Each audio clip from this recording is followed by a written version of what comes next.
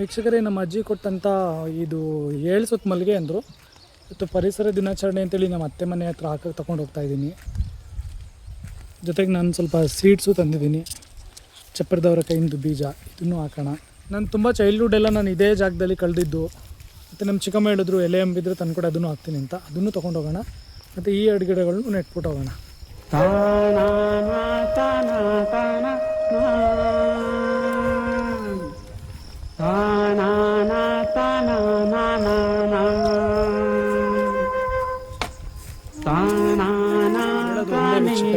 ನೀವು ಗಿಡಗಳನ್ನ ಬೆಳೆಸಿ ಮುಂದಿನ ಭವಿಷ್ಯಕ್ಕೆ ಒಳ್ಳೆ ಗಾಳಿ, ಒಳ್ಳೆ ಜೀವನಗಳನ್ನು ಈಗಲಿಂದನೇ ಕೊಡೋದಕ್ಕೆ ಕ್ರಮ ಕೈಗೊಳ್ಳಬೇಕು. ಈಗ ನಾವು ಮಾಡೋ ಪ್ರತಿ ಕೆಲಸಗಳು ಮುಂದೆ ಭವಿಷ್ಯದಲ್ಲಿ ಶುದ್ಧವಾದ ಗಾಳಿ, ಶುದ್ಧವಾದ ಆಹಾರ,